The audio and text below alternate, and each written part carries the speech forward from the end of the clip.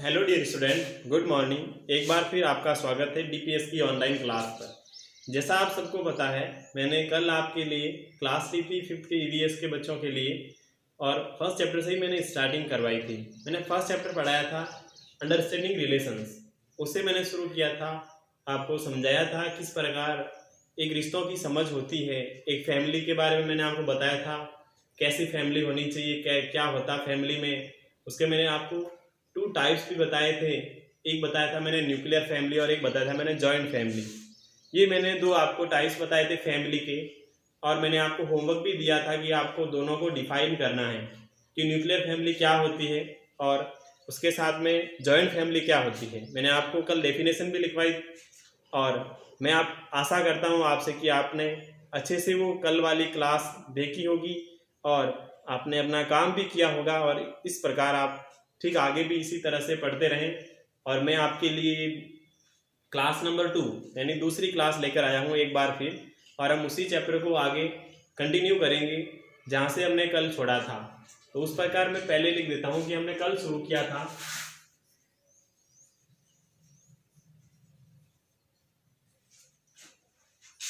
Understanding relation, रिश्तों की समझ।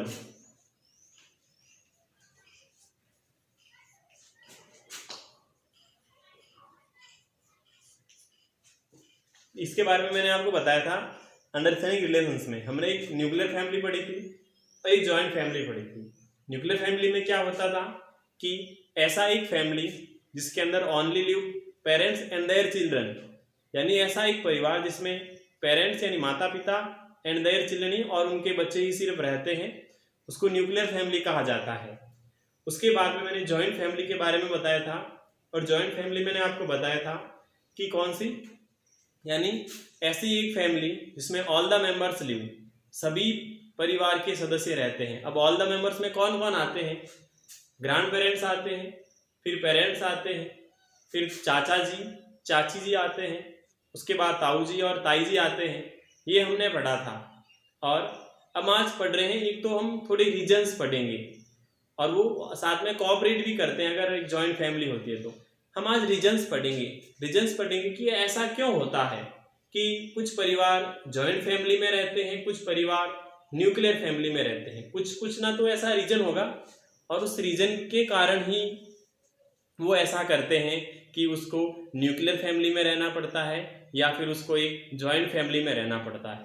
तो सबसे पहले तो रीजन ये बनता है न्यूक्लियर फैमिली के बनने का कि परिवार में अगर बहुत सारे मेंबर्स हैं तो जो भी सारे अलग अलग मेंबर्स है ना, उसकी चॉइस अलग अलग होती है।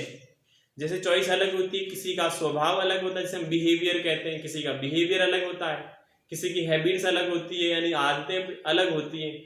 उसके कारण से हो सकता है कि कोई अदर मेंबर है उसी फैमिली का तो वो उसको अच्छा नहीं लगे इस कारण से, और वो ऐसा करना चाहता है, इस कारण से उसको दूर रहना पड़ता है।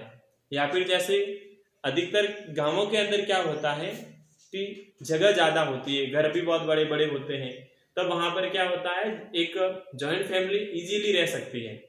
फिर क्या होता है कि गाँव में इतनी फैसिलिटीज़ नहीं होती है। फैसिलिटीज़ की बात करूँ तो जैसे हेल्थ फैसिलिटीज़ नहीं होती है, उसके अलावा एजुकेशन की फैसिलिटीज़ नहीं होती है, उसके अलावा जैसे शॉपिंग करने की होती है, मार्केट की होती है, ये सारी फैसिलिटीज़ विलेजेस के अंदर नहीं मिलती है। इस कारण से फैमिली के कुछ मेंबर्स होते हैं वो या तो हायर एजुकेशन करने के लिए वो एक शहर जाकर के रहने लग जाएंगे, सिटी में जाकर के रहने लग जाएंगे। अब सिटी में जाकर के रहेंगे तो सिटी के अंदर क्या होता है, सिटीज में अक्सर ये होता है कि वहाँ पर रहने के लिए उतना बड़ा घर नहीं होता है, यहाँ तक कि रेंट पर भी रहना पड़ता है, किराए पर रहना पड़ता है अगर खुद का मकान नहीं है तो उसके अंदर एक स्मॉल हाउस होता है, छोटा सा घर होता है। और छोटा सा घर होने के कारण फिर वो एक जॉइंट फैमिली के रूप में नहीं रह सकते हैं। इस कारण से वो क्या करते हैं, वो शहरों में चले जाते हैं, और फिर ये एक रीजन, कॉमन सा रीजन बन जाता है। एक जॉइंट फैमिली से एक न्यूक्लियर फैमिली बन जाती है। फिर वो वहाँ रहते हैं तो कौन रहते हैं, पेरेंट्स रहते हैं और उनके बच्चे रहते हैं, वही रहते हैं सिटी में जाकर के। इस कारण से एक जॉइंट फैमिली से क्या हो गया, एक न्यूक्लियर फैमिली बन गई अलग। तो ऐसे कुछ रीजन्स होते हैं जो कि एक हम कह सकते हैं कि ये बन जाते हैं कि परिवार के इस कारण से कोई एक परिवार छोटा होता है और कोई परिवार बड़ा होता है। तो सबसे पहले तो मैं आपको एक ऐसे क्वेश्चन के रूप में कह सकता हूँ कि मैं आपको क्वेश्चन लिख करके उसका आंसर करवाता हूँ, और वो बहुत इंपॉर्टेंट क्वेश्चन के रूप में है।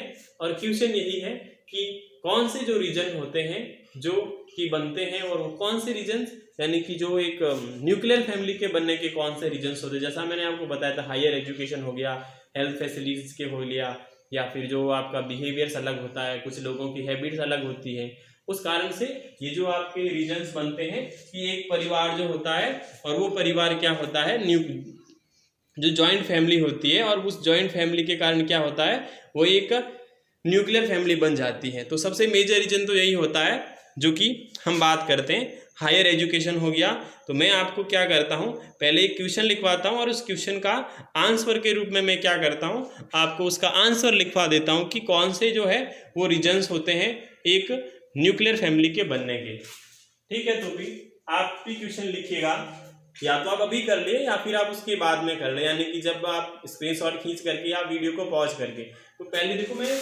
क्वेश्चन के रूप में लिख रहा हूँ, और वो क्वेश्चन आपका ये है कि what are the reasons for the formation of nuclear families.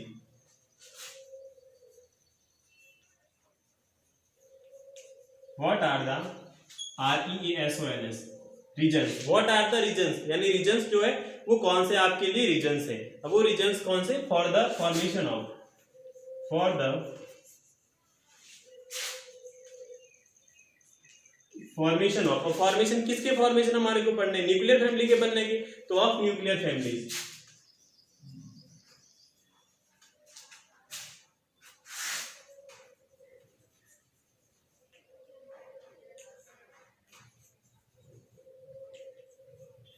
Answer में मैं आपको एक टॉपिक स्टेप वाइज मैं लिखवा रहा हूं कि फर्स्ट आपका स्टेप है ये उसका है, और दूसरा रीजन है वो ऐसे ऐसे मैं आपको रीजन लिखवा रहा हूं। सबसे पहले इन सर्च ऑफ ऑक्यूपेशन,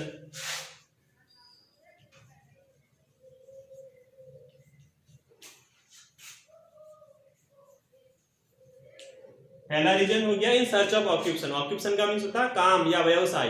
तो व्यवसाय की खोज के अंदर क्या होता है, एक जॉइंट फैमिली से जो आपका होता है वो स्मॉल यानी कि न्यूक्लियर फैमिली बन जाती है। उसी प्रकार से एक और लिखवा देता हूं, हायर एजुकेशन, इसी में ऐड कर देता हूं।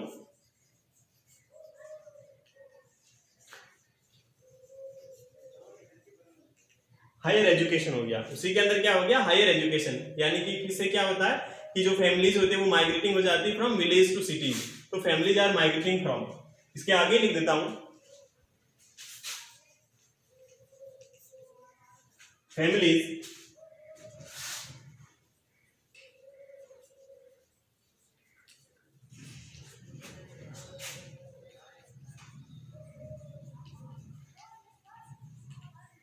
विलेजेस टू सिटीज, यानी इससे क्या होता है, गांवों से जो होते हैं वो गांव से शहर के अंदर चले जाते हैं। उसको आपको पता है शहरों के अंदर छोटे घर होते हैं, और छोटे घरों के अंदर वो क्या होता है कुछ परिवार के सदस्य ही साथ में रह सकते हैं। तो in cities there are small houses,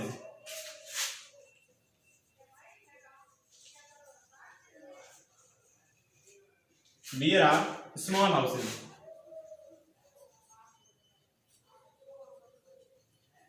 तो इसके कारण क्या होता है, सिटीज के अंदर जो होते हैं वो स्मॉल हाउसेज यानी कि छोटे घर होते हैं। अब छोटे घर होंगे तो जॉइंट फैमिली तो रह नहीं सकती है, तो in which a few family members can stay together. तो इसके साथ में मैं लिख देता हूं इन विच ए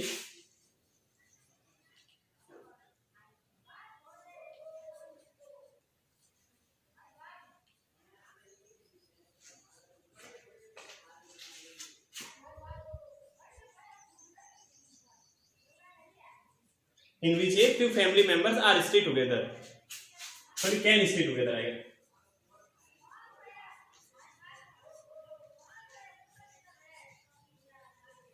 ये हो गया आपका फर्स्ट रीजन। जो फर्स्ट रीजन हो गया है वो मैं आपको बता देता हूं क्या है, इन सर्च ऑफ ऑक्यूपेशन और हायर एजुकेशन। यानी सबसे पहले तो एक ऑक्यूपेशन के लिए, और ऑक्यूपेशन और हायर एजुकेशन उच्च शिक्षा के लिए families are migrating from villages to cities, यानी परिवार होते हैं वो क्या करते हैं, चले जाते हैं माइग्रेटिंग फ्रॉम, यानी गांवों से शहरों में चले जाते हैं। फिर क्या होता है, शहरों में वहां पर छोटे घर होते हैं, और शहरों में छोटे घर होने के कारण कुछ परिवार के सदस्य ही उसके अंदर रह पाते हैं और कुछ परिवार के सदस्य रहेंगे तो फिर क्या होगा, वो एक न्यूक्लियर फैमिली बन जाएगी। उसी प्रकार से कुछ अदर रीजंस भी हो सकते हैं, और वो जैसे कि number of family members,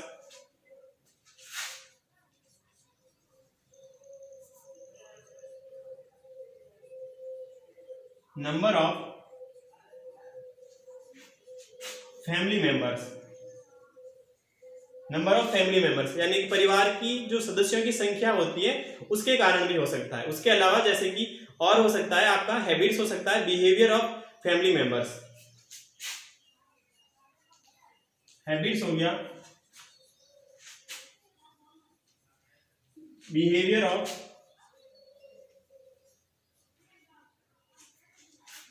family members,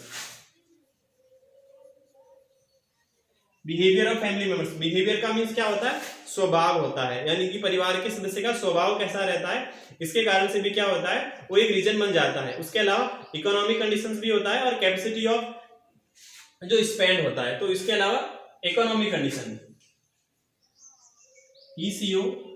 ECONOMIC, economic conditions, economic conditions यानी कि घर की आर्थिक स्थिति कैसी है। अच्छी आर्थिक स्थिति है ना, तो अगर कोई परिवार का अदर मेंबर अगर सपोज करो अच्छा पैसा नहीं अर्न करके लाता तो वो तो रह जाता, लेकिन अगर एक अच्छा अर्न करता है दूसरा नहीं करता है तो वो प्रॉब्लम हो जाती है। इस कारण से थोड़ी हम कह सकते हैं कि हमारे को पता अनबन बन जाती है, इस कारण से वो अलग रहना चाहता है, तो ये भी रीजंस होता है। उसके अलावा कैपेसिटी टू स्पेंड,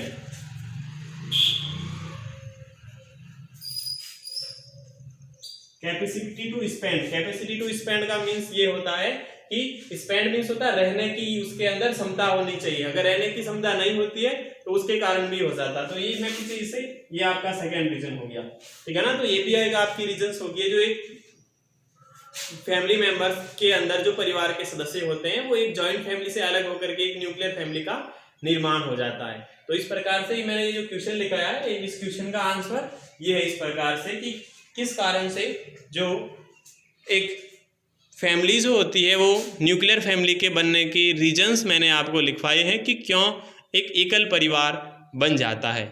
तो मैं 1 सेकंड 2 सेकंड में साइड में हुआ, इस कारण से आप इस समय या तो वीडियो को पॉज करके, और अगर पॉज नहीं करते हैं तो आप क्या कर सकते हैं, स्क्रीनशॉट लेकर के भी अपना काम कर सकते हैं।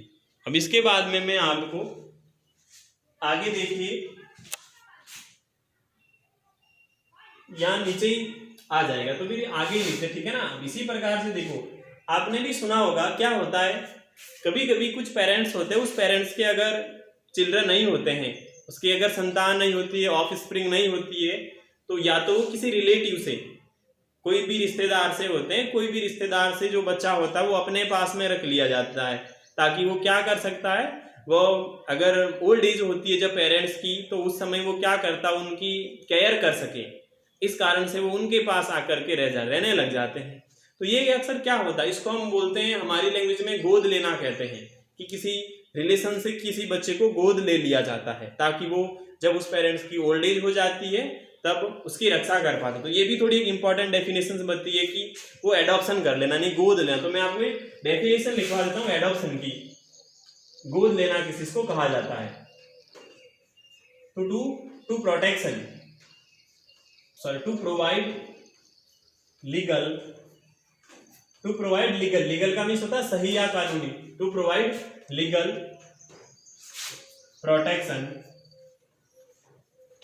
To provide legal protection to any other relative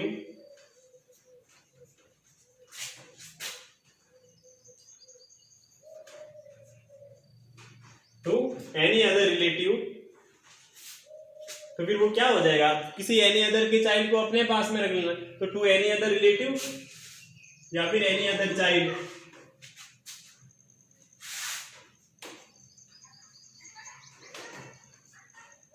any other child, और ये कहलाता है आपका एडॉप्शन, इट्स कॉल्ड